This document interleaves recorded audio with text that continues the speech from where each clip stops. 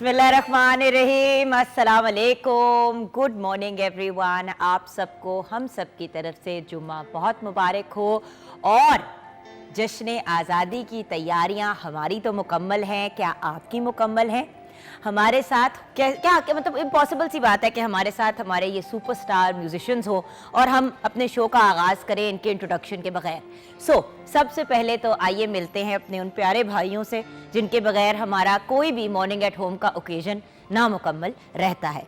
हमारे साथ आज शो में शहजाद अली हैं ऑन द कीबोर्ड, हमारे साथ मोहम्मद इकबाल हैं ऑन द बेस गिटार, हमारे साथ मोहम्मद नवीद हैं ऑन द हारमोनियम, फिर हमारे साथ साजिद अली हैं on the drums, then we have Shahid Ali on the tabla and the great Jaggu Khan on the dholak. बिल्कुल। व्यूअर्स, आज बात शुरू करनी है बड़े एक सीरियस नोट पे। भाई बड़ी सीरियस बात होने वाली है। एक मुहावरा है जो बचपन से हम सुनते आ रहे हैं, आप लोगों को भी आपके माँ बाप कहते होंगे, मैंने भी बचपन में सुना कि जितनी चादर है उतने पैर फैलाने चाहिए। लेकिन व्यूअर्स, अनफॉर्चुनेटली आजकल के ज़माने में चादर का साइज़ कोई नहीं देखता, बस पैर फैलते चले जाते हैं। हंसने की भी बात है और थोड़ी परेशान होने की भी बात है। व्यूअर्स, मुझे याद आता है वो वक्त जब मैं यूनिवर्सिटी में थी कनाडा में और दो नौकरियां कर रही थी और मेरे पास इतने पैसे नहीं होते थे कि मैं खाना ले सकूं। मेरी प्रायोरिटी ये होती थी कि भाई किराया देना है, जहाँ पे ठहरी हुई हूँ वहाँ का, अपनी फ़ीस पूरी करनी है, अपनी मतलब जो बेसिक चीज़ें, किताबें लेनी हैं, बहुत सी चीज़ें। मतलब आपने ट्रैवल करना होता है, बस पे जाते हो, बस पे आते हो, उसका टिकट लेना होता है, वो आपको हफ्ते का भी मिल जाता है, महीने का भी। तो मेरी प्रायोरिटी होती थी कि ये चीज़ें पूरी हो जाए, मुझे काम में पहुँचने में और स्कूल या कॉलेज पहुँचने में कोई दिक्कत ना हो, ये सबसे इम्पॉर्टेंट चीज़ है। खाना तो चलो बंदा स्किप कर ही लेता है। और आज मैं अपनी ज़िंदगी देखती हूँ और सोचती हूँ कि अल्लाह का कितना करम है, लेकिन उस करम के साथ साथ थोड़ी सी मेरी भी मेहनत थी। कैसे कि जब भी पैसे कमाए या कोई चीज़ कलेक्ट की तो उससे कोई ऐसी चीज़ खरीदने की कोशिश की जिससे अपने बच्चों का फ्यूचर सिक्योर हो सके, या ऑनेस्टली जब सिंगल थी तो अपना फ्यूचर सिक्योर हो सके। ऐसे क्यों हम सोचते हैं कि भाई हमारे माँ बाप ही हमें सिक्योर करेंगे, वही हमें घर लेके देंगे, वही गाड़ी या बाइक लेके देंगे, वही सारे हमारे खर्चे पूरे करेंगे। हम खुद क्यों नहीं रिस्पॉन्सिबिलिटी ले सकते अपनी ज़िंदगियों की? और वो हम तभी कर सकते हैं व्यूअर्स, जब हम उस चादर के ऊपर बड़ी ख़ास नज़र रखें जिससे ज़्यादा हमने अपने पैर नहीं फैलाने। देखिए व्यूअर्स, ज़िंदगी में ब्रांडेड जूते, ब्रांडेड कपड़े, ब्रांडेड बैग, वॉलेट, बेल्ट, गाड़ी, बंगला, ये चीज़ें प्रायोरिटी पे नहीं हो सकती। प्रायोरिटी पे ये चीज़ ज़रूर होनी चाहिए कि हमारे सर पे छत हो, बाइज़्ज़त अंदाज से हम अपनी ज़िंदगी गुजारें। उसके साथ कोई ऐसी चीज़ हो जिसमें हम एक से दूसरी जगह पहुंच सकें, चाहे वो साइकिल हो, बाइक हो, गाड़ी हो। और जितनी सिचुएशन है, मुझे पता है ये वर्ड औकात लोगों को बड़ा बुरा लगता है, लेकिन और अक्सर लोग किसी को डांट रहे हो या उनको वो करना तो कहते हैं औकात से बाहर ना हो, लेकिन औकात इंसान को अपनी याद रखनी चाहिए। देखिए व्यूअर्स, मैं खुद बड़े एक टफ स्पॉट से गुजर के जिस स्टेज पे पहुंची हूँ, अपना घर बना लिया, सब कर लिया, लेकिन बहुत सी चीज़ों को सैक्रिफाइस किया। मैं अपने इर्द गिर्द दूसरे आर्टिस्ट को देखती थी, कोई हॉलीडे पे जा रहा है, कोई कहीं जा रहा है, कोई कुछ खरीद रहा है, तस्वीरें लग रही हैं, ये हो रहा है, वो हो रहा है। और मैं सोचती थी कि यार मैं तो सरिये के पैसे जमा कर रही हूँ, मैं सीमेंट के पैसे जमा कर रही हूँ, मुझे ईंटों के पैसे जमा करने हैं। ईंटें, सरिया, सीमेंट, ये मेरी प्रायोरिटी थी। ये प्रायोरिटी नहीं थी कि भाई मैं कहीं हॉलीडे पे जाऊं, बहुत सी तस्वीरें खींचूं और वो मैं अपने सोशल मीडिया पे लगाऊं। व्यूअर्स, यस, सोशल मीडिया के थ्रू आप पैसे ज़रूर कमा सकते हैं, लेकिन सोशल मीडिया पे तस्वीरें लगाने से आप रोज़ी रोटी इस तरह से नहीं कमा पाते। अल्टीमेटली बात यह है कि देखें, अपनी प्रायोरिटीज़ को सीधा रखना है। अगर आप साहिब हैसियत है, आप अफोर्ड करते हैं, ज़रूर करें, लेकिन अगर अफोर्ड नहीं करते और अपनी सिचुएशन, अपने बजट से बाहर निकल के बार बार चीज़ें खरीदेंगे, बार बार अपने एक्सपेंसेस को बढ़ाएंगे। भाई घर में बच्चों की फ़ीस के पैसे नहीं हैं, लेकिन हमसाए की बीवी ने नए बुंदे लिए हैं सोने के, नए इयररिंग्स लिए हैं सोने के, तो भाई मैंने भी लेने हैं। ये हमारी प्रायोरिटीज़ नहीं होनी चाहिए। देखिए व्यूअर्स, ये सारा कुछ जो हमारे पास है ये हमने इसी दुनिया में छोड़ के चले जाना है। हाँ, ज़रूर कोशिश करनी चाहिए कि हमारे बच्चे, हमारी फैमिली हमारे जाने के बाद तंग ना हो। इतना आप छोड़ के जाएं कि आपके कफन दफन ये वो सारी चीज़ों की चीज़ें मुकम्मल हों और आपकी औलाद जो है वो एक सिक्योर पोजीशन में आ जाए, अगर आपकी इतनी पोजीशन है तो। लेकिन व्यूअर्स, दुनियावी फ़राइज़ के अलावा जो सबसे इम्पॉर्टेंट फ़राइज़ हैं वो हमारे रब ताला की तरफ है। हकूकुल्लाह हकूकुल इबाद, साहिब हैसियत हैं तो जहाँ अपने शौक़ और अपनी ज़रूरतों को पूरा कर रहे हैं वहाँ पे उन लोगों को नहीं भूलना जो साहिब हैसियत नहीं हैं, जो ज़रूरतमंद हैं। उनमें आपके हमसाए हो सकते हैं, आपके रिश्तेदार हो सकते हैं, आपके अपने घर में रहने वाले लोग हो सकते हैं। घर में आपके वर्कर्स जो हैं वो अपने घर का किराया नहीं दे सकते, लेकिन आप ब्रांडेड जूते और बैग्स और चीज़ें पहन रहे हैं। थोड़ी ज़्यादती वाली बात है व्यूअर्स। देखिए, पकड़ उस तरह से आपकी डायरेक्ट कोई नहीं है इन चीज़ों में, लेकिन जब वो इनडायरेक्ट पकड़ आनी है ना, जब रब ताला ने आपसे सवाल करना है कि जब मैंने तुम्हें हर चीज़ से नवाजा था तो तुमने अपने भाई बहनों, अपने इर्द गिर्द के लोगों का ख्याल नहीं रखा, तो व्यूअर्स फिर हम क्या जवाब देंगे? ये एक बड़ी इंपॉर्टेंट चीज़ है। जुम्मे का दिन है, आपसे रिक्वेस्ट है कि आज के दिन जब आप दुआ करें, नमाज के लिए अपना हाथ उठाएं, तो हमें भी अपनी दुआओं में याद रखिएगा। और इस चीज़ के बारे में इस वीकेंड पे ज़रूर सोचिएगा कि अगर हम अपनी ज़रूरियात को, अपनी जो हमें लगती हैं कि ज़रूरियात है, देखिए ब्रांडेड बैग ज़रूरत नहीं है, सर पे छत ज़रूरत है, कोई गाड़ी, कोई मोटर बाइक, कोई साइकिल ज़रूर है एक से दूसरी जगह पहुंचने के लिए, लेकिन उसका कोई बहुत महंगी ब्रांड का होना ज़रूरी नहीं है। हर रोज़ नए कपड़े पहनना ज़रूरी नहीं है। एक वक्त था जब व्यूअर्स में मॉर्निंग शोज़ के लिए नए कपड़े ख़रीदा करती थी, अब डिज़ाइनर्स के साथ कोलैबोरेशन होती है, वो कपड़े देते हैं, हम पहनते हैं, उनको रिटर्न कर देते हैं, चैप्टर क्लोज। देखिए, बिला वजह एक्सपेंसेस बढ़ाना, बिला वजह उन चीज़ों पे पैसे खर्च करना, एंड में हमने एक सिंपल से कफन में दफनाए जाना है जिसके अंदर ना तो सिलाई होनी है ना कुछ और होना है, सिंपल उसने कपड़ा एक होना है। तो ये महंगी चीज़ें, ये एक्स्ट्रा दुनियावी शौक़, मुझे अक्सर लोग कहते हैं बड़े सिंपल कपड़े पहनती हो मॉर्निंग शो पे। व्यूअर्स, आई बिलीव कि मॉर्निंग शो पे या ज़िंदगी में इंसान को सिंपल ही रहना चाहिए, सादा ही रहना चाहिए। जितना ज़्यादा हम अपने आप को कन्विंस करेंगे कि हमें इस चीज़ की भी ज़रूरत है, उस चीज़ की भी ज़रूरत है, उतनी ही ज़रूरतें बढ़ती चली जाएंगी। व्यूअर्स, अपनी बेसिक नीड्स को पूरा करें, सेविंग्स करें, अपने बुढ़ापे को, अपनी लेटर लाइफ को सिक्योर करें, और साथ साथ उन लोगों को ज़रूर याद रखें जो मुस्तहिक हैं, जो अफोर्ड नहीं करते। उसके बाद अगर आपने अपने शौक़ पूरे करने हैं तो ज़रूर करें, लेकिन याद रखें शौक़ पूरा करने से अपनी जो बेसिक चीज़ें हैं उनको डैमेज ना करें। आपकी बेसिक चीज़ें ज़रूर पूरी होनी चाहिए, जिसमें बच्चों की तालीम, बच्चों की किफ़ालत, आपके घर वालों का ख्याल रखना, मतलब बिल्स हो गए, हज़ार और चीज़ें होती हैं, वो आपकी सारी चीज़ें क्लियर हैं, आप अपनी ज़कात पूरी दे रहे हैं, बाकी सब चीज़ें करें, उसके बाद अपने शौक़ पूरे करें, नो प्रॉब्लम, लेकिन लिमिट्स में रह के। Viewers, limits are very very important. जी, अस्सलाम वालेकुम। वालेकुम अस्सलाम। कैसी हैं आप शेफ़ कनीज़ फ़ातिमा? अल्लाह का शुक्र, ठीक ठाक। अच्छा, ये बताइए कि आज के टॉपिक के बारे में कुछ ऐड करना चाहोगी? बिल्कुल, थोड़ा बहुत ये ऐड करना चाहूँगी कि सिंपल रहें, क्योंकि कहते हैं ना कि simplicity is the best quality. तो ये बिल्कुल ऐसा है भी कि आप जितना अपनी सिचुएशन देख के ना, मतलब अगर आपका बजट महीने का 10,000 रुपए का है लेकिन आपके खर्चे जो हैं वो 40,000 रुपए के हैं, तो वहाँ पे कोई प्रॉब्लम आ रही है। मतलब हम इस चीज़ में चले जाते हैं कि अगर वो कर रहा है तो मैं क्यों नहीं कर रहा, तो ये करते कराते आप खुद ही तंग उसने अपनी कब्र में जाना है, आपने भी अपने में जाना है, हमने मतलब किसी और के साथ अदला बदली नहीं कर पाई। एग्जैक्टली। जी, तो बना क्या रहेंगे? आज हम सज्जी बना रहे हैं। तो सज्जी हम इस तरह से बना रहे हैं जैसे कि सबको पता होगा, जो बाहर सज्जी बनती है पूरे वो मुर्गी को सीख पे चढ़ा के कोयलों पे पकती है, बट हम ज़रा थोड़ा लाइक होममेड तरीके से बना रहे हैं। सो उसकी रेसिपी की तरफ चलते हैं। सबसे पहले जो चिकन की मैरिनेशन है वो, चिकन 1.5 किलो, सुरख मिर्च 2 चाय के चम्मच, ज़ीरा पाउडर 1 चाय का चम्मच, नमक 1 चाय का चम्मच, चाट मसाला 1 चाय का चम्मच, काली मिर्च 1 चाय का चम्मच, गरम मसाला 1.5 चाय का चम्मच, अदरक लहसुन पेस्ट 1 खाने का चम्मच, इमली 1/4 कप, दही 1 कप, कोयला 1 अदद, नींबू का रस 1/4 कप। चावल के लिए, चावल 1 किलो, लौंग 5 से 6 अदद, बादियान 2 अदद, तेज़पत्ता 2 अदद, ज़ीरा 2 चाय के चम्मच, नमक 1 चाय का चम्मच, चाट मसाला 1 खाने का चम्मच, सूखा धनिया 1 चाय का चम्मच, सुरख मिर्च 2 चाय के चम्मच, गरम मसाला 1 चाय का चम्मच, हल्दी आधा चाय का चम्मच, दही 1/4 कप, टमाटर की चटनी, टमाटर 4 अदद, हरी मिर्च 7 से 8 अदद, इमली आधा कप, ज़ीरा 2 चाय के चम्मच, नमक आधा चाय का चम्मच। अब जो इसका मेथड है वो ये है कि सबसे पहले हमने चिकन की मैरिनेशन कर लेनी है। मैरिनेशन करने के बाद आपने उसको कोयले का धुआं देना है और उसको यहाँ तो अगर आप ओवरनाइट छोड़ सकते हैं तो ओवरनाइट छोड़ दें, अदरवाइज़ 1 to 2 आवर्स भी इनफ है। जो सेकंड स्टेप है वो है हमारा सजी के चावल।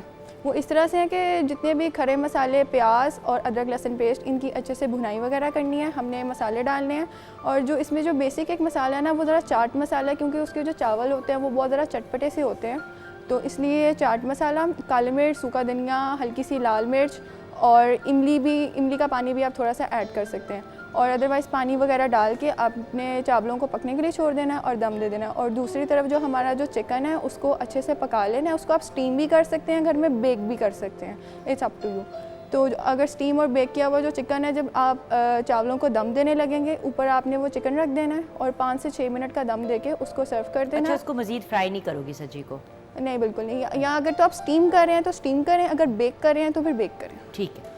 और दूसरी तरफ हम साथ में टमाटर की चटनी सर्व कर रहे हैं, तो ब्लेंडर में टमाटर, इमली का पानी, ज़ीरा, नमक और हरी मिर्चें, बस ये डाल के इसको अच्छे से ब्लेंड कर दें, उसके साथ सर्व कर दें। वंडरफुल। यहाँ पे हम छोटी सी ब्रेक की तरफ जाएंगे। ब्रेक के बाद जब वापस आएंगे तो आज बहुत ही मज़े का और डिफरेंट सा प्रोग्राम हमने आपके लिए प्लान किया है। आप देखते रहिएगा मॉर्निंग एट होम।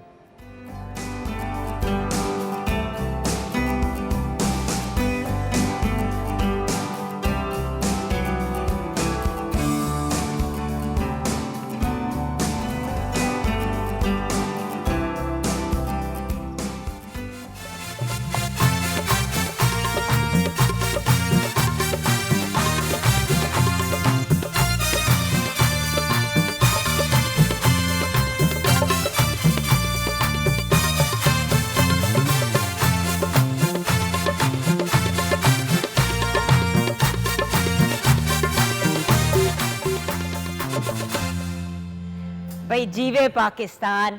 और हमारे पाकिस्तान के 3 जवान इस वक्त हमारे साथ हैं, बहुत ही टैलेंटेड और ब्रिलियंट यंग मैन जो हमारे मुल्क का नाम रोशन कर रहे हैं, ना सिर्फ पाकिस्तान में पर पाकिस्तान से बाहर भी। व्यूअर्स, जैसे कि आप जानते हैं, हमने अपने अगस्त के महीने में हमेशा हमारी कोशिश होती है कि अवेयरनेस भी दें और अपने उन यंग और ब्रिलियंट जो टैलेंटेड लोग हैं, जो पाकिस्तान का नाम रोशन कर रहे हैं, जो हाई अचीवर्स हैं, उनसे भी आपकी मुलाकात कराते रहें और जश्न आज़ादी की ऑफ कोर्स तैयारी भी साथ साथ करें। तो आइए मिलते हैं तैयब रज़ा अवान पहलवान से। आज इनको बुला के मुझे बड़ी खुशी इसलिए हो रही है क्योंकि वर्ल्ड यूनिवर्सिटी मेडलिस्ट हैं ये 2013 टर्की में, रुस्तम इंडो पाक दुबई 2017 भी इन्होंने अपने नाम किया। दैन कॉमनवेल्थ मेडलिस्ट हैं साउथ अफ्रीका 2017 में, कॉमनवेल्थ गेम मेडलिस्ट है 2018 में in Australia, and the list goes on and on and on. Rustam Lahore, शेर Pakistan, Indo Pakistan champion and national champion. अस्सलाम वालेकुम तैयब। जी वालेकुम सलाम, वेलकम टू द शो। बहुत शुक्रिया। अच्छा, तीनों बाय द वे जो लड़के हमारे साथ हैं आज, यंग मैन हमारे साथ हैं, वो भाई हैं। तो बिलाल अवान पहलवान भी हमारे साथ हैं। आप साउथ एशियन मेडलिस्ट हैं 2012 के, इंडो पाक गोल्ड मेडलिस्ट हैं 2012 के, इंडो पाक गोल्ड मेडलिस्ट है 2014 के, इंडो पाक रेसलिंग चैम्पियन मेडलिस्ट है 2016 के, नेशनल चैम्पियन है 2006 टिल टुडे। अस्सलाम वालेकुम। वालेकुम। Welcome to the show Bilal. And then we have Sajjad Awan पहलवान, जिनको अपने क्राफ्ट से ज़्यादा सोशल मीडिया का और सेल्फियों का शौक़ है। पूरे शो के शुरू होने से पहले जो ब्रेक थी, उन्होंने सिर्फ अपनी तस्वीरें और वीडियोस बनाई हैं। इनके सोशल मीडिया पे ज़रूर चेक कीजिएगा। All Pakistan university gold medalist 2012 to 2018, Indo Pak gold medalist from 2014, national medalist 2018 and then national gold medalist 2019। अस्सलाम वालेकुम। वालेकुम सलाम। सोशल मीडिया की चीज़ें पूरी हो गई? हाँ जी, हो गई है। जी, चलो जी, शुक्र। फिर गुफ्तगू शुरू करते हैं। सबसे पहले तो तैयब, मैं आपसे बात शुरू करना चाहूँगी। अच्छा तैयब, जो मुझे एक बात कंफ्यूज, लास्ट टाइम मैंने आपसे नहीं पूछी जब कुछ अर्सा पहले आप शो में आए थे, एक बात बताएं, तीनों भाइयों में डिसाइड किस तरह होता है कि कौन किस चीज़ के लिए जाएगा? आप समझ रहे हैं, जब इस तरह के होते हैं, डिफरेंट किस्म के बड़े बड़े टूर्नामेंट्स होते हैं या कोई बड़ी इस तरह की गेम्स होती हैं, जब आप इन्वॉल्व होते हैं तो किस तरह डिसाइड होता है कि कौन किधर इन्वॉल्व होगा, किस कैटेगरी में होगा? जी, क्योंकि एक ही घर के हो ना, सारे आपस में ही मुकाबले लगे रहते हैं। असल में ना इसमें जो मैट रेसलिंग है उसके ऊपर ना 10 कैटेगरीज होती हैं। तो मेरी 97 kg कैटेगरी थी, फिर 92 की है, एक 125 की है। जब मैंने कॉमनवेल्थ गेम्स ऑस्ट्रेलिया से मेडल लिया तो मैं 125 केजी में पार्टिसिपेट किया था। सही। तो वो डिफरेंट कैटेगरीज हैं। तो फिर जिस कैटेगरी में भाई होते हैं मैं फिर दूसरी कैटेगरी में चला जाता हूँ। और यासर भाई जो कि गा रहे हैं तो वो 86 में या 92 में चले अच्छा, जाते यानी कि हैं। सबके वजन इस हिसाब से मैनेज किए हुए हैं हाँ आप जी, लोगों ने। मैनेज किए तो अगर बढ़ जाए वजन तो फिर, या कम हो जाए तो फिर? नहीं, वो फिर लूज़ करते हैं वज़न अपना। और अगर ज़्यादा है तो फिर मैं, जैसे मैं 125 केजी में लड़ा हूँ तो फिर मैं जिस कैटेगरी में हूँ मैं फिर उसी में पार्टिसिपेट कर लेता हूँ। अमेजिंग। अच्छा, अब सबसे पहले तो इस तरफ रुझान कैसे हुआ, पहलवानी की तरफ? इतनी कैटेगरीज है, रेसलिंग में भी जा सकते थे, किसी और चीज़ में जा सकते थे, वाई पहलवानी? आई नो कि आपकी फैमिली का एक ये ट्रेडिशन चलता आ रहा है, लेकिन किसी और तरफ भी निकल सकते थे। असल में इस तरह है कि जो हमारी जो सकाफती कुश्ती है, जैसे हमारे दादाजी थे, फिर वालिद साहब हैं, फिर भाई हैं, इनका एक फील्ड में तजर्बा था कि हाँ यहाँ पे हमने जो गलती की है, हम मतलब कि ये वाली ट्रेनिंग यहाँ पे हमें ये ज़्यादा करवानी चाहिए। आप ये कह सकते हैं जो सीना बसीना जो इल्म है एक देसी कुश्ती का, जो तजर्बा है हमें उस कुश्ती के अंदर, जो हमारी ट्रेडिशनल स्टाइल रेसलिंग कुश्ती है उसके अंदर जो बड़ों को तजर्बा था, उन्होंने वो अपना तजर्बा जो है वो उनका जो इल्म था उस कुश्ती के अंदर, उन्होंने उस लिहाज से मुझे ट्रेनिंग कराई। भाइयों में सबसे पहले कौन आया था इसमें? सबसे पहले यासर भाई थे, उसके बाद फिर बिलाल भाई हैं, अच्छा, देन फिर इसरार भाई हैं, फिर सजाद है और फिर मैं हूँ। आप यंगेस्ट हो? जी। अच्छा, तो फिलहाल अपना बताइए, आपका जब इस तरफ आने का खुद रुझान हुआ, घर वालों ने पुश किया, क्या बना, क्या हुआ? असल में वालिद साहब पहलवान थे तो उनके साथ बचपन में जाते थे।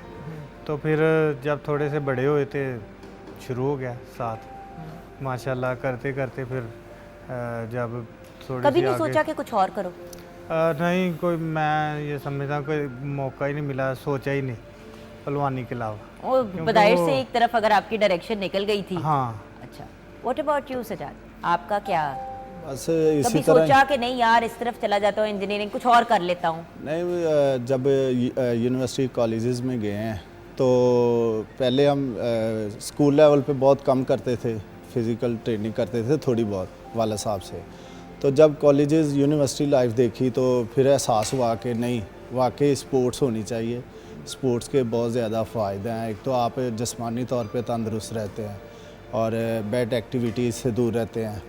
तो गेम जो है वैसे भी हमारा आपको पता है फैमिली ट्रेडिशन है, चलता आ रहा है, तो इसमें मुझे ज़्यादा कंफर्टेबल महसूस हुआ कि मैं आगे अपने जो ख़ानदानी हमारा ट्रेडिशन उसे लेके चले। तो अल्लाह का शुक्र है एक बड़े अच्छे तरीके के साथ चल रहे हैं। रेसलिंग जो के तीनों साथ साथ पैशन के ही बेस पे आए हो, ये नहीं है कि घर वालों के एंड से प्रेशर था या अब्बू ने कहा कि नहीं? वैसे जूडो और जिजिट्सो और इस तरह की गेम्स और टग ऑफ वार जो रिसेंटली नेशनल गेम्स में गोल्ड मेडल भी हुए हैं भाई, तो टग ऑफ वार के भी प्लेयर हैं। तो जो सिमिलर हैं, जो काफ़ी गेम्स जो रेसलिंग से मिलती जुलती हैं, तो उनमें भी पार्टिसिपेट करते हैं। लेकिन जो हमारी प्रोफेशनल गेम है वो सिर्फ रेसलिंग है। अच्छा, ये बताइए कि अखाड़ा क्या होता है? हम हमेशा अखाड़े की बात करते हैं, अखाड़ा होता क्या है? अखाड़ा और वहाँ असल पे क्या क्या एक्टिविटीज़ होती हैं? जी, जैसा हर कंट्री की एक ट्रेडिशनल स्टाइल स्पोर्ट्स होती हैं, तो वैसे ही हमारी जो ट्रेडिशनल स्टाइल गेम है वो रेसलिंग है, देसी कुश्ती है, कबड्डी जैसे होगी, ऐसी ट्रेडिशनल स्टाइल जो गेम्स होती हैं। तो देसी कुश्ती जो है वो मिट्टी पे खेली जाती है और इंसान चूँकि मिट्टी से ही बना है, तो आप अगर मिट्टी में देखें उसमें जो चीज़ें पाई जाती हैं, पोटेशियम भी है, इस तरह की जो इंसानी जिस्म को जिसकी ज़रूरियात होती हैं, तो वो हम जिस मिट्टी में और फिर जाना भी उसी मिट्टी में हमने बिल्कुल, तो हम जिस मिट्टी पे रेसलिंग की प्रैक्टिस कर रहे होते हैं वो मिट्टी भी बिल्कुल साफ़ होती है, पाक होती है, मतलब उसके अंदर जूता नहीं आप लेके जा सकते। ओके। उसके इर्द गिर्द हम सफाई रखते हैं, उसे प्रॉपर पानी लगाते हैं। अगर कोई पत्ते वगैरह हैं तो नंगे पाँव अखाड़े के अंदर जाते हैं, उन पत्तों को उठाते हैं, पहले साफ़ करते हैं, फिर अखाड़े की खुदाई करते हैं, ताकि जब हम रेसलिंग की यानी कि प्रैक्टिस किसी भी करें जगह पे आप जाके नहीं कर सकते, प्रॉपर अखाड़े में ही अखाड़े में करते हैं बिल्कुल। ठीक तो उसकी खुदाई करते हैं, मतलब उसे नरम करते हैं, जिसे गोडी टाइप भी कह गोडी सकते कहते हैं, हैं। तो जब उसके बाद फिर हम उसके ऊपर प्रैक्टिस करते हैं। और पाकिस्तान जब इंटरनेशनली सतह पर ज़्यादातर पार्टिसिपेट करता है, जैसे एशियन गेम्स, कॉमनवेल्थ गेम्स, जैसे यहाँ ओलंपिक गेम्स हो गई, तो उनमें ज़्यादातर मैट रेसलिंग का इवेंट ही होता है। तो मैट रेसलिंग की कीमत जो कि 20 से 25 लाख है, तो हर जगह मैट प्रोवाइड करना थोड़ा मुश्किल हो जाता है। तो ये इजीली मिट्टी की कुश्ती से फिर नर्सरी आप कह लें, जो मैट रेसलिंग की भी जो नर्सरी है वो मिट्टी की कुश्ती से ही, अखाड़े से ही तैयार होती है, और फिर बाद में वो मैट की कुश्ती पे कन्वर्ट हो जाते हैं। लेकिन फिलहाल अखाड़े के बारे में ये भी कहा जाता है कि अखाड़ा एक मीटिंग ग्राउंड भी है, एक ट्रेनिंग ग्राउंड भी है, वहाँ पे सिर्फ प्रैक्टिस नहीं होती अखाड़े में। बिल्कुल बिल्कुल आपने सही कहा। मतलब अखाड़ा एक आपका कोर है, आपका वो आपकी दरसगाह बेस है। है। हाँ। वो दरसगाह है, वहाँ पे आप देखें कि हमारे पास जो लड़के आते हैं जिनके पास कॉन्फिडेंस या कोई बोलते नहीं, किसी से बात नहीं करते, 1 महीने बाद वही तोते की तरह फर बोल रहा होता है। उसको बैठने उठने का तरीका मालूम हो जाता है। और फिर सबसे अच्छी बात ये कि उसको खाने पीने का, लोगों से बात करने का पता चल जाता है। और ये मैं तो ये समझता हूँ वो किस्मत वाले लोग हैं जो जिनके बच्चे अखाड़ों में जाते हैं और पहलवानी करते, इसलिए कि वो नशा और जो आजकल की ये लानतें इनसे बच जाते, उनको जान बचाने का शौक़ पड़ जाता है। कोई भी चीज़ है, क्लब है, जिम है या रेसलिंग अखाड़ा है हमारा, जहाँ पे जान बचाने की बात आती है ना, तो हमेशा वो बच्चे का फिर ज़हन उस तरफ आ जाता है कि मैंने अपने आप को बचाना है, ये सिगरेट नशा वगैरह से दूर रहना है। तो जैसे हमारे दोस्त होंगे ना, हम 100% नहीं तो तकरीबन 50% तो उधर हो ही जाते हैं ना बच्चे, जैसे दोस्तों से। अच्छा, मैं एक मज़े की बात बताऊं, अब अगर आप देखें तो अगर माहिर नफ्सियात के पास जाएं, साइकोलॉजिस्ट वगैरह के पास जाएं, तो वो एक ही बात कहते हैं कि अगर कोई इंसान डिप्रेशन का, एंग्जाइटी का, किसी भी चीज़ का शिकार है तो उसको स्पोर्ट्स में डालो। और किसी इंसान में अग्रेशन अगर ज़्यादा है तो फिर उनको कॉम्बैट स्पोर्ट्स में डाल दिया जाता है। बाहर के ममालिक में आपको पता है कि फिर वो MMA फाइटिंग और इस तरफ ले जाते हैं। लेकिन हमारे यहाँ तो आप देखें कि अखाड़ों की कमी नहीं है। बात सिर्फ इतनी है कि अगर कोई उस तरफ जाना चाहे तो एक बड़ा अच्छा एक रिहेबिलिटेशन का और माइंड को सीधे रखने की भी जगह है। और अगर छोटी उम्र पे ही बच्चों को पहलवानी की तरफ लेके जाया जाए तो if I am not mistaken आगे जाके, जैसे कि आपने कहा, बहुत सी बुराइयों से बच्चे बच जाते हैं। अभी आप असल में पहलवानी को लोग कूल नहीं समझते ना, जो चीज़ कूल होती है उसके पीछे लोग भागते हैं। और बात यह है कि अगर हम एक्चुअली अखाड़े की लाइफ लोगों को दिखाएं और दिखाएं कि किस तरीके से ज़िंदगी जाती, कितना डिसिप्लिन चाहिए होता है, तो शायद ज़्यादा लोग पहलवानी की तरफ आना शुरू हो जाए। अच्छा, एक बात बताएं, क्योंकि आपका सोशल मीडिया में इंटरेस्ट भी है, तो इस पॉइंट ऑफ व्यू से भी मैं जानना चाहूँगी, अखाड़े को, पहलवानी को कूल क्यों नहीं समझा जाता? दूसरी कितनी रेसलिंग, WWF, ये वो लोग देखते हैं इतने शौक से, पहलवानी व्हाई नॉट पहलवानी? ये तो हमारा ट्रेडिशनल एक स्पोर्ट है। बस बदकिस्मती से कुछ लोग ऐसे जो हैं पहलवानी में एंटर हुए हैं जिन्होंने पहलवानी का नाम यूज़ किया है। वो पहलवान नहीं थे, पहलवानों के आसपास आके बैठते थे, अखाड़ों में आके बैठ जाना, और कुछ अर्सा वो अखाड़े में आते रहे हैं। फिर बाद में उन्होंने जो है वो दूसरे नजायज़ फरोश, मंशियात फरोश और इस तरह के जो है उन्होंने काम करना शुरू कर दिए। तो लोगों ने, एक वक्त आया कि लोगों ने ये समझना शुरू कर दिया कि शायद ये भी पहलवान लोग हैं, लेकिन उनका पहलवानी से कोई तल्लुक़ नहीं है। वो बदमाश लोग या नजायज़ फरोश या मंशियात फरोश जो हैं, इनका पहलवानी से कोई तल्लुक़ नहीं है। उन्होंने सिर्फ पहलवानी का सहारा लिया है अपने आप को बचाने के लिए, कानून से बचाने के लिए, सोसाइटी में अच्छा दिखने के लिए। तो इस तरह के लोगों की वजह से जो है ना हमारी पहलवानी थोड़ी सी जो है ना वो लोगों के ज़हन में होगा, इसी वजह से जो है वो कूल नहीं समझते।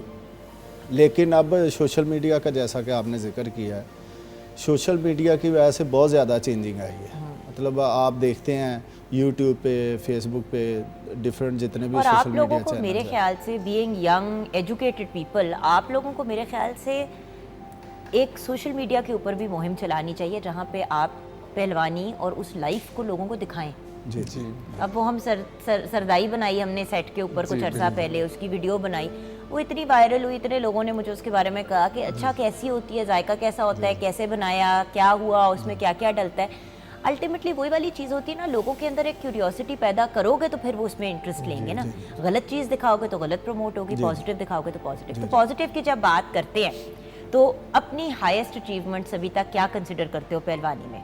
जी, हाईएस्ट जो है वो अपनी ज़ात को जो लगती है वो तो मतलब अभी तक जो है मैंने वो कॉमनवेल्थ गेम्स का जो इवेंट है उसमें ऑस्ट्रेलिया के अंदर हुआ था इवेंट, उसमें अल्हम्दुलिल्लाह मैंने पाकिस्तान के लिए मेडल जीता था। बिल्कुल। और उस वक़्त पाकिस्तान में एक बहुत एक पुरजोश लहर थी, लोग बहुत प्यार करते थे और अभी भी करते हैं। और वज़ीर आज़म साहब उस वक़्त के खकान अब्बासी साहब ने वज़ीर आज़म हाउस में मदऊ किया था और वहाँ पे हम गए तो उन्होंने हमें कैश प्राइज़ भी दिया और काफ़ी उन्होंने ऑनर की। तो अल्हम्दुलिल्लाह वो एक काफ़ी अच्छा इवेंट रहा था मेरे लिए। जी बिलाल, आपके लिए हाईएस्ट? मेरी तो हाईएस्ट है कि मैं पाकिस्तान के लिए अपने मुल्क के अजीज़ वतन अजीज़ के लिए इंटरनेशनल मुकाबले लड़े हैं और साउथ एशिया का मेडल हूँ। तो ये मेरे अपने आप में एक है काफ़ी ज़्यादा ना अचीवमेंट पे मुझे फ़ख्र है इंशाल्लाह ताला। And your biggest? जी मेरी माशाल्लाह इंडो पाक चैम्पियनशिप थी टागा वार की, तो उसमें मैंने गोल्ड मेडल हासिल किया पाकिस्तान के लिए, इंडिया को जीत के फाइनल में। तो ये मेरे लिए जो है 2017 में? जी 2014 में। 14 में, जी 14 जी बिल्कुल सही। तो ये मेरे लिए जो है मैं समझता हूँ सबसे बड़ी अचीवमेंट है मेरे लिए। Well, you are the pride of our nation.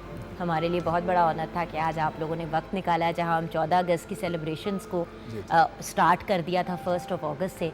Impossible था कि हम पहलवानी को वो वाली इम्पोर्टेंस और वैल्यू ना दें जो उसको देनी चाहिए। व्यूअर्स, हमारी भी कोशिश है कि हम पहलवानी को मंजर आम पे लेके आएँ, एक नॉर्मल एक कॉमन चीज़ बनाएं कि इसको एक सर्टन क्लास की गेम ना सोचा जाए, हर बंदा इसमें इन्वॉल्व हो सकता है।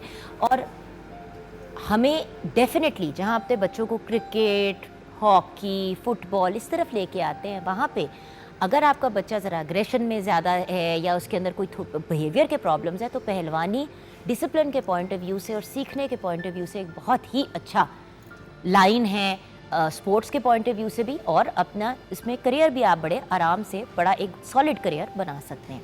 यहाँ पे हम ब्रेक की तरफ जाएंगे। हमारे हीरोज़ का बहुत बहुत शुक्रिया। छोटी सी ब्रेक के बाद वापस आएंगे।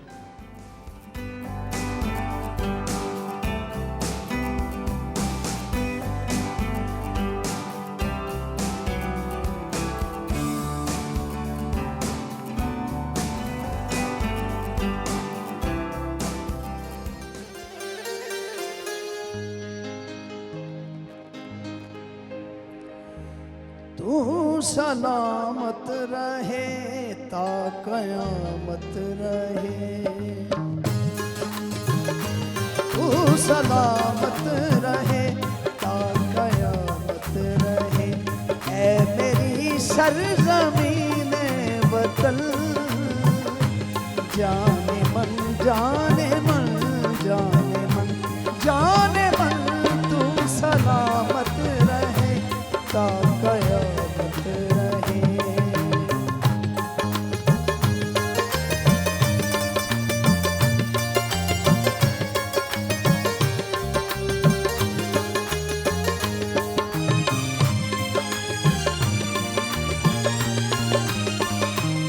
तेरे खनियार सोना उगल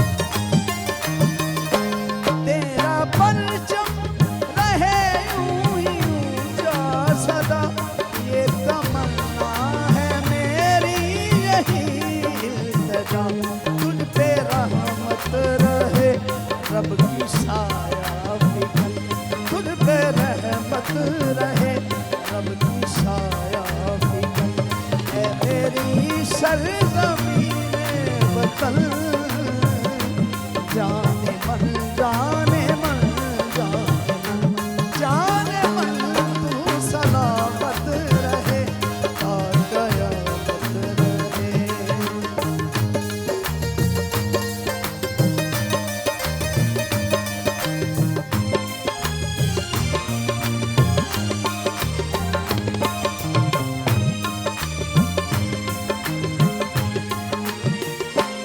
हो करम मेरे मौला का महशर तलक, ना हो मैली तेरे आईने की झलक।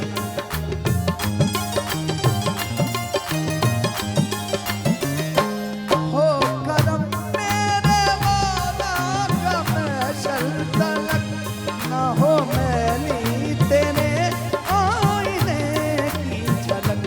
यूं ही उजला रहे तेरा भीगा बदन, यूं ही उजला रहे तेरा भीगा बदन, ऐ मेरी सरज़मीने वतन, जाने मन जाने मन जाने मन जाने मन, तू सलामत रहे ता क़यामत रहे।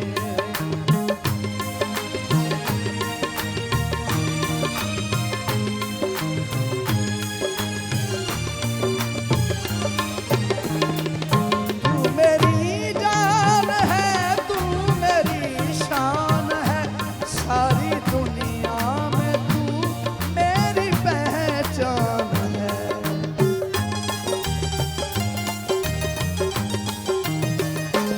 तू मेरी जान है, तू मेरी शान है, सारी दुनिया में तू मेरी पहचान है। तुझ पे वारूं मैं मन अपना तन अपना धन, तुझ पे वारूं मैं मन अपना तन अपना धन, ऐ मेरी सरज़मीने वतन, जाने मन जाने मन जाने मन। क्या बात है। अस्सलाम वालेकुम। हमारे साथ फरत फ़तेह अली खान है। आइए सर बैठिए। आप एक बेहतरीन सिंगर भी हैं, कवाल भी हैं, पोइट भी हैं। अस्सलाम वालेकुम सर, क्या हाल है आपके? जी दुआएं हैं आपकी। अच्छा, आपके साथ हमें ज्वाइन किया आज शो पे हमारे सुर के सितारों ने। हमारी एक काविश थी जहाँ पे हम एक सुर का सितारा ढूंढ रहे थे, लेकिन हमें बहुत से सुर के सितारे मिल गए। नो डाउट इनमें से एक हमारी जो प्यारी सी टैलेंटेड पर्सनैलिटी हैं वो विनर निकली, लेकिन उनके अलावा एक और बड़ी इंपॉर्टेंट बात है कि जो सारे ही हमारे साथ सिंगर्स थे वो बहुत ही टैलेंटेड और ब्रिलियंट थे। कभी ऑफ डे हो जाता है, कभी अप एंड डाउन हो जाती है चीज़, लेकिन ये सारे ही हमारे सुर के सितारे हैं। अगर ये प्लेटफॉर्म शेयर करने के लिए तैयार हो जाए मरियम सिद्दीक तो। अस्सलाम वालेकुम। अस्सलाम वालेकुम। कैसी हो बेटी? मैं बिल्कुल ठीक हूँ, आप कैसी हैं? बिल्कुल ठीक। हो सकता था कि हम 14 अगस्त की सेलिब्रेशन करें और हमारे सुर के सितारे ना आए, इम्पॉसिबल सी बात थी।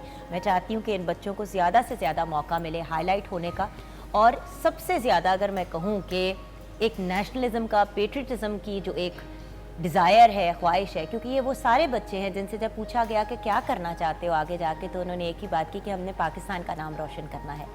तो जिनके दिलों में भी ये ख्वाब है, जो इतने टैलेंटेड हैं, कल को इंशाल्लाह हमारे मुल्क का नाम रोशन करेंगे। मरियम सिद्दीक के साथ बैठी हैं Ayesha Tariq, another very talented and brilliant singer. अस्सलाम वालेकुम बेटा। अस्सलाम वालेकुम, कैसे हैं आप? गुड, आप लोगों को देख के और भी गुड हो गई हूँ।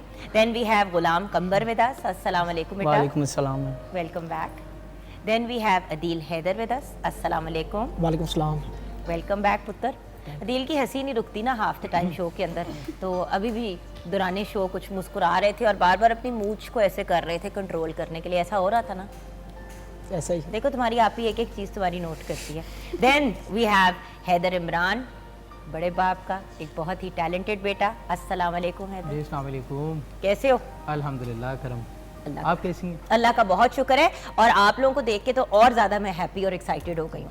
अच्छा, आप लोगों से भी गपशप लगाऊंगी, लेकिन फरद साहब क्योंकि सीनियर है तो हम उनसे बात का सिलसिला शुरू करेंगे। फरद साहब ये बताइए कि ये जो आपने बहुत ही खूबसूरत ट्रिब्यूट पेश किया, ये कब आपने तैयार किया? ये जी मैंने तकरीबन आज से 5 या 6 साल पहले लिखा था, कंपोज भी खुद किया। ठीक है। आज मौका मिला है अपने वतन से मोहब्बत का इजहार करने का, तो मैंने आपको सुना दिया। अच्छा, म्यूज़िक कहाँ से सीखा? म्यूज़िक की इंस्पिरेशन कहाँ से आई? जी, मेरे वालिद साहब उस्ताद फ़तेह अली खान साहब, उन्होंने 60 साल कव्वाली के फ़न की खिदमत की। लेजेंड। जी जी, सबसे पहले मैंने उन्हीं से सीखा। फिर मेरे ताया जी थे अहमद अली ख़ान, मदद अली ख़ान, नाना जी ग़ुलाम फ़रीद ख़ान और दादाजी थे मियाँ अल्लाह बख्श खान। इनके अलावा 2 खादम हुसैन थे, एक ताया जी थे मेरे, एक खादम हुसैन और थे। आजकल मैं 2 उस्तादों से और भी कस्बे फैज़ हासिल कर रहा हूँ। उस्ताद ज़फ़र अली ख़ान बेड़ी से हैं, उस्ताद गफ़ूर ख़ान हमारे कबूली के साथ रहते हैं, उनसे भी सीखने की कोशिश कर रहा हूँ। काम बहुत बड़ा है जी, तो कोशिश करता हूँ कि अल्लाह कोई मकाम दे दे आपकी दुआओं से।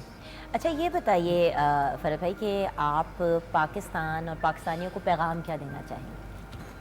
मैं यही कहना चाहता हूँ कि अपने वतन से मोहब्बत जो है ना, ये ईमान का हिस्सा है। मैं तो यकीन करें मोहब्बत इबादत समझ कर करता हूँ अपने वतन से। ये मेरा ईमान है, वतन मेरा इश्क है, मेरी आन है, मेरी शान है, मेरी जान है और मेरी पहचान। क्या बात है।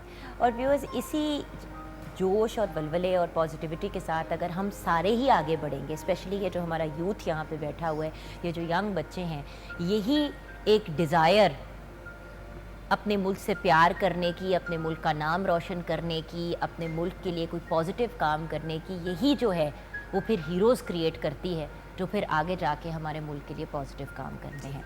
तो अब मैं रिक्वेस्ट करना चाहूँगी, सबसे पहले हमें नेशनल सॉन्ग कौन सुनाना चाहेगा आप में से? सारे ही छुपे बैठे हुए डरे डरे से। चले जी, फिर हैदर आपसे शुरू कर लेते हैं। ए प्यारे लोग, हम आपसे सुनेंगे, राइट? आ जाओ बेटा। क्या बात है।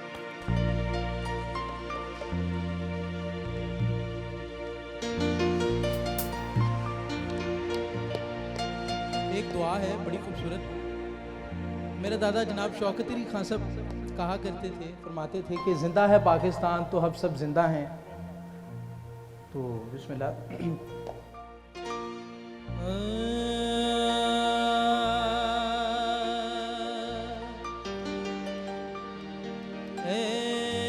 प्यारे लोगों, सजदे में जाके मांगो दुआ ये खुदा से।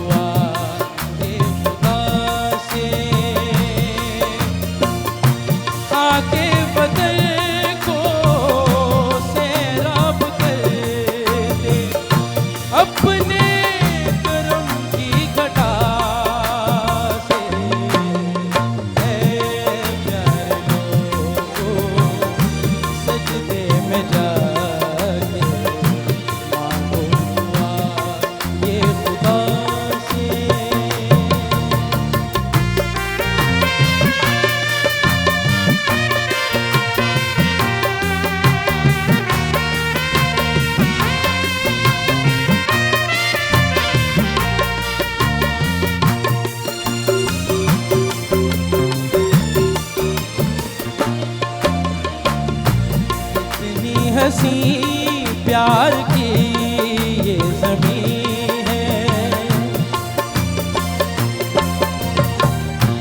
इतनी हसी प्यार की ये ज़मीं है, इसका ज़माने में सानी नहीं है।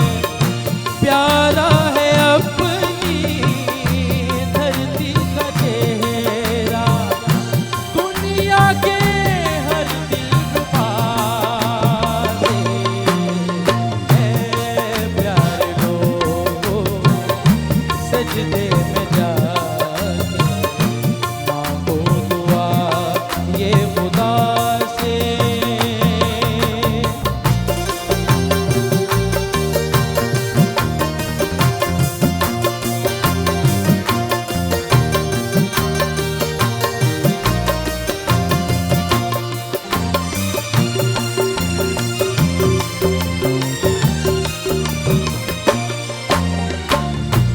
अपने वतन की वो आबो हवा है,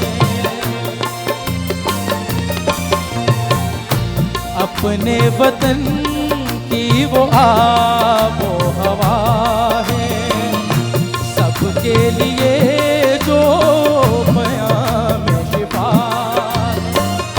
सब रोग अपने रूहों बदल के मिटते हैं इसी सदा से। ऐ प्यारे लोगों, सजदे में जाके मांगो दुआ ये खुदा से।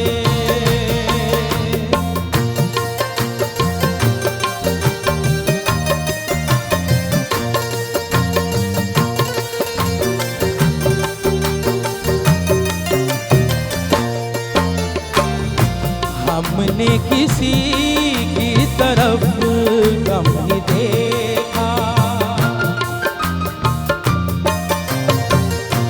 हमने किसी की तरफ कम नहीं देखा, चमकाई खुद अपने हाथों की रेखा, हमको बदन की लू भी है प्यारी, गैरों की बातें सबा से। ऐ प्यारे लोगों, सजदे में जाके मांगो दुआ ये खुदा से। ऐ प्यारे लोगों, सजदे में जाके मांगो दुआ ये खुदा से।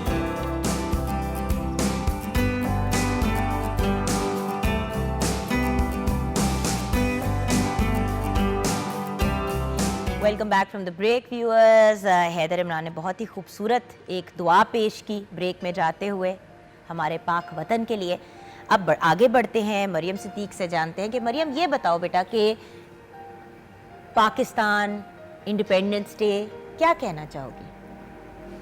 मेरे ख्याल से बहुत ज़्यादा ब्लेसिंग का दिन है और 14 अगस्त को हमें एक आज़ाद मुल्क मिला और हमने अपनी सेलिब्रेशन का सिलसिला ऑब्वियसली 1 अगस्त से शुरू कर दिया। बिल्कुल ऐसा ही है और मुझे लगता है कि इसको ज़्यादा अच्छे तरीके से हम तभी सेलिब्रेट कर सकते हैं जब हम हर साल इस दिन ये रियलाइज़ करें कि हमारे छोटे छोटे वो जो एक्ट्स हैं वो कितना कंट्रीब्यूट कर रहे हैं। बिल्कुल। और एज अ यूथ, क्योंकि अब हम ग्रेजुअली अपनी प्रोफेशनल लाइफ्स में एंटर कर रहे हैं, तो हम अपने आप को किस तरह ट्रेन करेंगे जो कल को उसमें हम पुट इन कर सकते हैं, एक पॉजिटिव अपना हिस्सा बिल्कुल, डाल सकते हैं। बिल्कुल। अच्छा मरियम, क्या सुनाओगी? वतन की मिट्टी गवाह रहना। क्या बात है, बहुत ही खूबसूरत गीत। जी बेटा, ओवर टू यू, आ जाओ।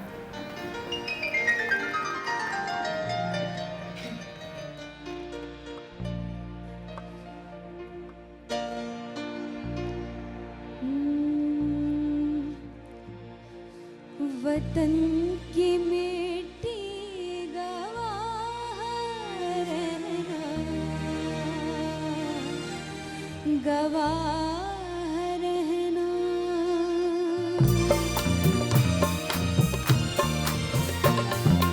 वतन की मिट्टी गवाह रहना, गवाह रहना। वतन की मिट्टी गवाह रहना, गवाह रहना। वतन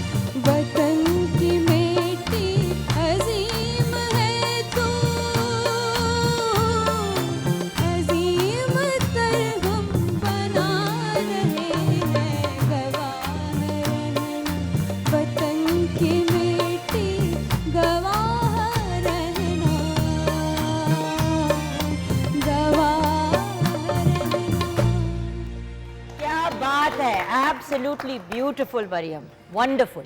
अच्छा, अब बढ़ते हैं। ऑफ कोर्स हमने हैदर इमरान से ब्रेक से पहले सुना था गीत, लेकिन आप भी कुछ कहना चाहेंगे पाकिस्तान से रिलेटेड? जी, पाकिस्तान हमारा एक बहुत ही खूबसूरत मुल्क है और मैं यही कहूँगा कि हमें प्यार बांटना चाहिए और अमन और सुकून से रहना चाहिए। और मेरी दुआ है कि अल्लाह पाक इस मुल्क पे अपना करम और फजल रखें और हम लोग इसी तरह पाकिस्तान पाकिस्तान करते रहें, क्योंकि कुछ हमारे घर में भी हमें ट्रेनिंग ऐसी मिली कि आँख खोली और मिली नगमे सुने, अपने दादा को देखा और उसके बाद अपने वालिद इमरान शौकत अली साहब और चचा अमीर शौकत अली साहब, मोहसिन शौकत अली साहब, पूरी फैमिली ही। तो माशाल्लाह, शुक्र अल्हम्दुलिल्लाह, हमें फ़ख्र है, I proud to be a Pakistani. तो दुआ है। बिल्कुल। और हमारे यूथ को और इन यंग स्टार्स को बुलाने का रीज़न ही ये था व्यूअर्स कि जोश और वलवला अगर हर घर में हो तो कैसे हो सकता है कि पाकिस्तान एक फ़र्स्ट वर्ल्ड सुपर पावर ना बने। जी गुलाम कंबर, आप बताइए, आप क्या कहना चाहेंगे अपनी फीलिंग्स पाकिस्तान के बारे में? सबसे पहले तो अस्सलाम वालेकुम। वालेकुम सलाम। मैं मैम ये पाकिस्तान को, अपनी यूथ को स्पेशली ये पैगाम देना चाहता हूँ कि जितना भी हो सके पॉजिटिवली रिप्रेजेंट करें अपने पाकिस्तान को, जितना भी हो सके अपने आप को इतना मोटिव करें, दें अपने आप को कि आप पाकिस्तान के लिए अच्छे साबित हों, दूसरों की नज़र में भी अच्छे साबित हों, क्योंकि ऑब्वियसली जब आप दूसरों की नज़र में अच्छे साबित होंगे तो पाकिस्तान के लिए आप अच्छा रिप्रेजेंट कर सकेंगे अपने आप को। बिकॉज देखिए, हमारी पॉजिटिव इमेज पाकिस्तान से बाहर जाना बहुत इंपॉर्टेंट है। जी, जी। हम पाकिस्तान में रहते हैं, हमें पाकिस्तान, अल्लाह का शुक्र है कि जो हालात बाहर दिखाए जाते हैं वो यहाँ पे बिल्कुल भी नहीं है। जो मतलब ख़वातीन नहीं फ्रीली घूम सकती, किसी के कोई राइट्स नहीं है, ये सारी चीज़ें बाहर रिप्रेजेंट की जाती हैं। और जब तक हमारे ही लोग पाकिस्तान से बाहर जब जाएं और पाकिस्तान में रहते हुए हमारी अच्छी इमेज नहीं देंगे तो हमारा पाकिस्तान कैसे तरक्की करेगा? और तरक्की की तरफ बढ़ने के लिए यूथ, सीनियर, जूनियर, बच्चा, बड़ा, हर बंदा अगर एक ही ऑब्जेक्टिव के साथ हर रोज़ सुबह उठेगा कि हमने पाकिस्तान का नाम रोशन करना है अपनी अपनी कैपेसिटी में, तो हमारा मुल्क कहाँ से कहाँ पहुँच जाएगा। बिल्कुल। और बाय द वे, जो फेक न्यूज़ और जो नेगेटिव न्यूज़, जो सॉरी मैं जो गिले के साथ कहना पड़ा, यूथ बहुत ज़्यादा फैलाती है। कोई बात हुई, किसी और जगह की तस्वीर लेके उसको पब्लिसाइज कर दिया अपनी फॉलोइंग बढ़ाने के लिए। ऑब्वियसली आपकी फॉलोइंग तो सोशल मीडिया पे बढ़ जाती है, लेकिन पाकिस्तान की कितनी बेइज्जती होती है जब हम गलत और फेक और इनकरेक्ट न्यूज़ को प्रिंट करना शुरू हो जाते हैं अपने सोशल मीडिया के ऊपर या उसको लगाना शुरू हो जाते हैं। तो इसका भी व्यूअर्स प्लीज़ ख्याल करें कि जहाँ आजकल क्योंकि सोशल मीडिया का बहुत दौर है और यूथ इसके साथ बहुत ज़्यादा अटैच्ड है, तो ये बहुत बड़ी रिस्पॉन्सिबिलिटी है एक्नॉलेज करना कि हम एक छोटे से क्लिप से किसी बाहर किसी फॉरेनर को क्या मैसेज दे रहे हैं। एग्जैक्टली। सो फेक न्यूज़ भी अगर उससे भी इज्तनाब करें तो आप सबकी मेहरबानी होगी। जितना ज़्यादा हम अच्छे तरीके से पाकिस्तान को रिप्रेजेंट करेंगे उतना ही पाकिस्तान तरक्की की तरफ जाएगा। जब पाकिस्तान, देखें, बाहर से लोग पाकिस्तान में इन्वेस्ट क्यों करेंगे? वो तब करेंगे ना जब उनको लगेगा कि एक सिक्योर मुल्क है, यहाँ पे हालात अच्छे हैं। एक बुरी चीज़ होती है, उससे रिलेटेड 100 गलत खबरें जो हैं वो फैला दी जाती हैं, एक तमाशा बन जाता है। व्यूअर्स प्लीज़ मेरी आपसे रिक्वेस्ट है कि इल्तिजा है, एक पाकिस्तानी होने के नाते, not as someone representing the state channel, एक पाकिस्तानी, जस्ट सिंपल सईदा मेहरबान काजिम, जुगन काजिम, मैं आपसे एक अपील कर रही हूँ कि गलत ख़बरों को और गलत चीज़ों को तूल ना दिया करें, उसको सपोर्ट ना किया करें। गलत चीज़ देखें, गलत को गलत कहें और सही को सही रहने दें, सही को गलत ना किया करें। अच्छा, अब बढ़ते हैं। जब हमने ऑलरेडी गुलाम कंबर का पर्सपेक्टिव सुना है तो उसके साथ साथ कुछ गीत भी आपसे सुन लेते हैं। क्या पेश करोगे? मैं चांद मेरी ज़मीन फूल मेरा वतन। क्या बात है, ग्रेट फेवरेट ऑफ एवरीवन।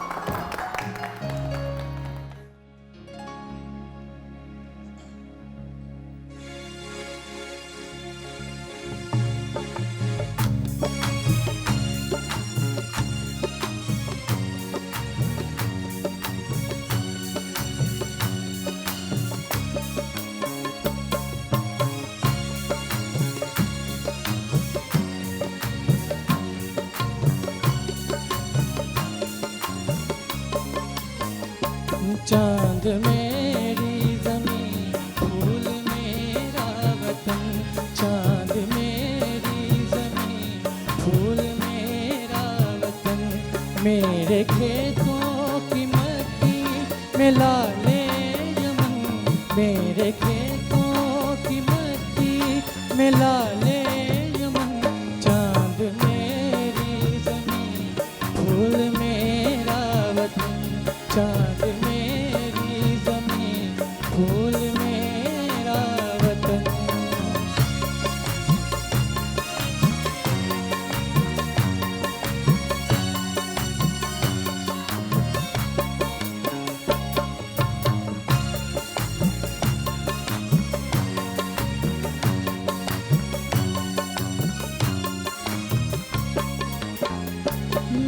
मेरे मल्लाह लहरों के पाने हुए, मेरे मल्लाह लहरों के पाने हुए, मेरे दहका पसीनों के ढाले हुए, मेरे मजदूर इस दौर के कोहतन, मेरे मजदूर इस दौर के कोहतन, चांद मेरी ज़मीन फूल मेरा वतन, चांद मेरी ज़मीन फूल मेरा वतन।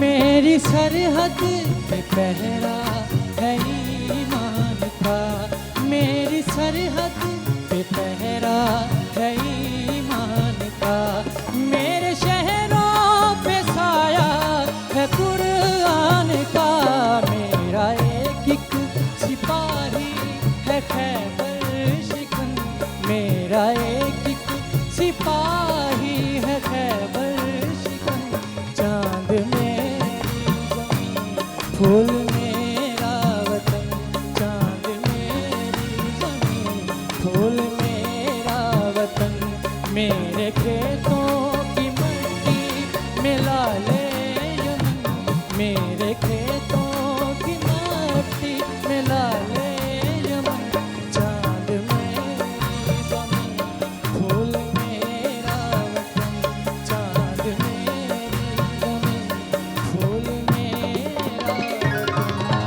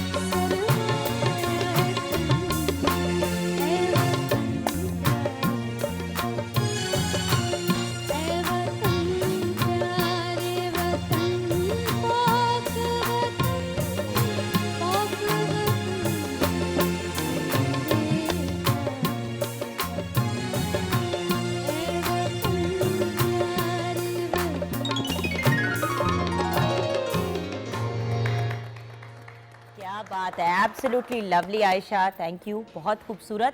आइए किचन में नज़र डालते हैं, देखते हैं किचन में क्या सिचुएशन है। जी बेटा। जी मैम, बिल्कुल हमारी सब्जी भी तैयार हो गई है और चटनी टमाटर की और साथ में सैलड भी तैयार हो गया है। All set. Thank you so much बेटा, looks Welcome. Fabulous. Thank you. हम अब अपना जुमे का टाइम एंजॉय करेंगे विथ दिस डिलिशियस फूड। अच्छा, तो अब बढ़ते हैं अपनी फाइनल कमेंट्स की तरफ। जी आयशा, क्या कहना चाहोगी? जश्न आज़ादी की आमद है। मैं सिर्फ इतना ही कहना चाहूँगी, बल्कि ये पैगाम यूथ को देना चाहूँगी कि जो वो 14 अगस्त के दिन वो निकाल लेते हैं बाइक्स हो और वन व्हीलिंग करना शुरू कर देते हैं, अपनी जानों का नुकसान करते बजाय इसके कि वो ये काम करें, वो बल्कि अपने मुल्क के लिए कोई ऐसी पॉजिटिवली चीज़ को रिप्रेजेंट करें कि जिससे मुल्क को भी फ़ायदा हो, यानी मुल्क जो है वो तरक्की की तरफ आए और दूसरा ये कि वो खुद भी तरक्की की तरफ आए। बिल्कुल वही वाली चीज़ है ना, पॉजिटिव चीज़ों की तरफ अपना रुझान करें। अभी जो हमने तीनों भाई बैठाए साथ, जो पहलवान आए थे, वो भी यही बात कर रहे थे कि भाई पहलवानी के शोबे में आप डालें बच्चों को, आप किसी पॉजिटिव चीज़ की तरफ डालें, स्पोर्ट्स की तरफ डालें।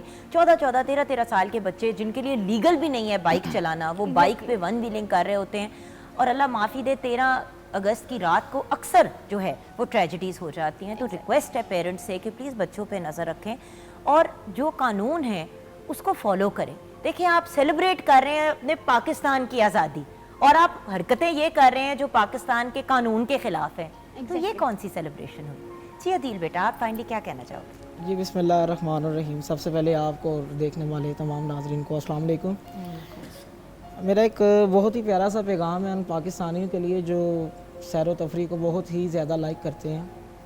उनको चाहिए कि बाहर के ममालिक बहुत अच्छे हैं, बहरहाल उनको पाकिस्तान में ज़्यादा देखना चाहिए कि कितने हमारे खूबसूरत पहाड़ी इलाके और मैदानी इलाके और इतनी समुंदर अल्लाह क्या ताला नहीं है ने हमारे पास। जी, हमारे जी। पास तो सारी चीजें हैं जो ऐसा लोग ही। बाहर देख, हमारे ऐसा पास ही। डेजर्ट्स भी हैं, हमारे पास सी साइड भी है, हमारे पास माउंटेन्स भी हैं, हमारे पास प्लेटोज, हमारे पास क्या नहीं है? हमारे पास बीचेस भी हैं। बीच मतलब कौन सी चीज नहीं? समुंदर वही था बेटा। मैम, बलूचिस्तान में we are discovering Astola islands and बिल्कुल। People are visiting there. बिल्कुल बिल्कुल सही कह रही हो। तो बात यह है कि टूरिज्म को फरोग ने अपने ही मुल्क में, जो बाहर जाके आप डॉलरों में और पाउंड्स में खर्च करते हैं, आप उसे कई गुना कम पैसों में अपनी फैमिली को एक अच्छी हॉलिडे पे भी लेके जा सकते हैं और उसकी वीडियोस लगाएं ना, ऐसा ही। उसकी फुटेज लगाएं और आप उससे अक्सर अपने मुल्क की खूबसूरती दिखाएं बाहर के ममालिक की। बाहर के ममालिक में इतनी सी कोई एक जगह होती है खूबसूरत सी, उसको प्रमोट कर करके लोग उस मुल्क को उसी चीज़ से जानते हैं। हमारी तो इतनी चीज़ें हैं, हमें खुद प्रमोट करना है। इसी नोट पे आज के शो को क्लोज करेंगे। इंशाल्लाह व्यूअर्स, मुलाकात होगी, ज़िंदगी रही तो 14 अगस्त को ऑन 14 अगस्त हमारी मॉर्निंग एट होम की सेलिब्रेशंस होंगी 14 अगस्त से रिलेटेड। ये जो हमने एक सिलसिला फर्स्ट से शुरू किया है वो क्यूमुलेशन को पहुंचेगा ऑन द 14th। तो आज के शो को कंक्लूड करते हुए अदील, आपसे हम मिली नगमा सुनते हुए क्लोज करेंगे। क्या सुनाओगे बेटा? सोनी धरती अल्लाह रखे। क्या बात है, बचपन से सुनते आ रहे हैं और स्कूल में भी हम सारे इसको बहुत एंजॉय करते थे। भाई हम भी आपका साथ देंगे अदील। आ जाओ बेटा। हाँ,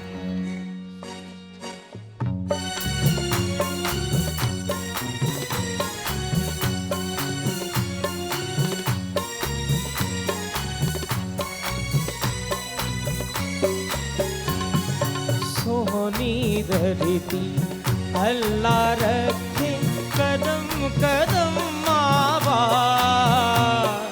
कदम कदम मावा तुझे, कदम कदम मावा। सोनी धरती अल्लाह रखे कदम कदम मावा, कदम कदम मावा तुझे, कदम कदम मावा। सोनी धरती अल्लाह रखे।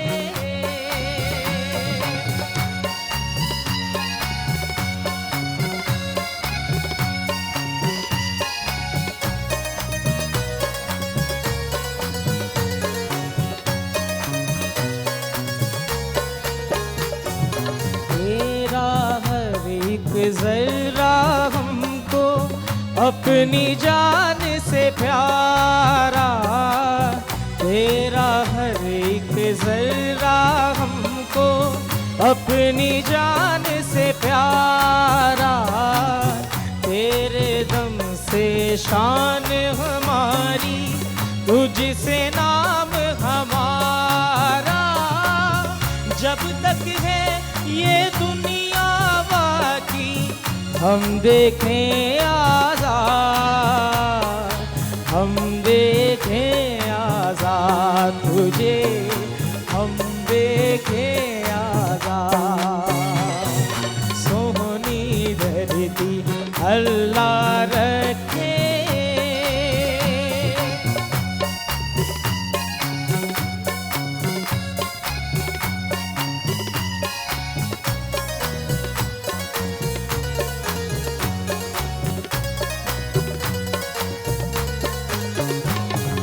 तेरी प्यारी सज रज की हम इतनी शान बढ़ाए, तेरी प्यारी सज रज की हम इतनी शान बढ़ाए। आने वाली नस्लें तेरी अज़मत के गुन गाए। जब तक है ये दुनिया बाकी, हम देखें आज़ाद, हम देखें आज़ाद तुझे, हम देखें आज़ाद। सोनी धरती अल्लाह रखे, कदम कदम आबाद, कदम कदम आबाद तुझे, कदम